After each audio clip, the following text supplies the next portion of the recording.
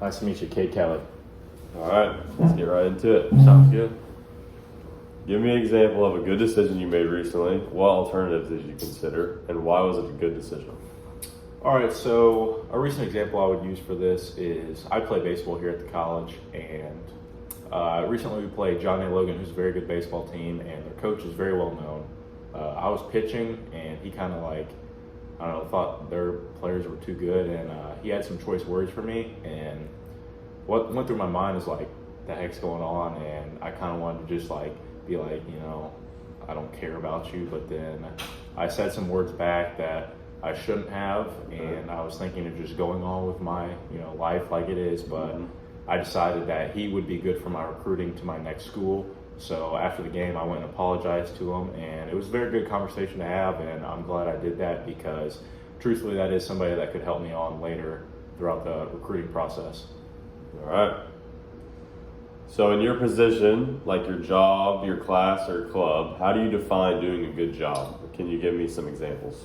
So I think I take doing a good job different than most people. I really believe in accountability. So I think you should do your job to the full extent, but also hold people to that extent, and that will lead to the most efficient workplace. An example is I used to play football in high school, and I would work hard, but I would see other people in the weight room not really pushing themselves to the full extent. So therefore, I, as a senior leader, would push them and yell at them and try to get them to go on the same page I am, because I'm trying to, like in sports, trying to win as many games as I can, or in the work, I'm trying to make everybody else better so that the workplace is more efficient. All right. Can you describe some specific assignments, tasks, or jobs and conditions that you enjoyed the most?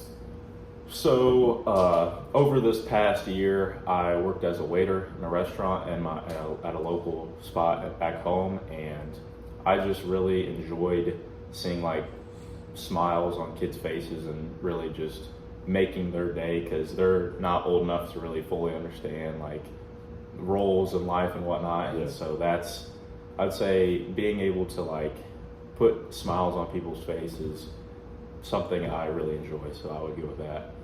All right.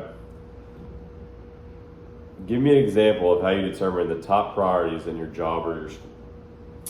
So the top priority, there's a lot of things that you could say for that, but I tend to say the things that people try to put off, I guess, like school.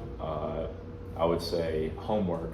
I try my very best to prioritize that. Therefore, I can get ahead in class instead of stay behind just like everybody else. I want to do the things that not everybody's capable of keeping up to. So that's something I prioritize in school, I would guess.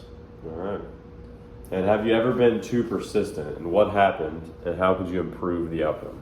I would say I've been too persistent. Not very often, but one time in my first ever job, I was working for my dad's friend who owned a lawn care business, and I've done yard work in my own yard and whatnot, but I remember I was weed eating, and I was taking my time because I didn't want to mess anything up because I've had previous mess ups. Right. And he was like, Cade, what are you doing? We got 15 other yards to weed eat. Why are you taking your sweet time? And so I would say that's an example of being too persistent, I would say, but business is a business, and I understood it. Right.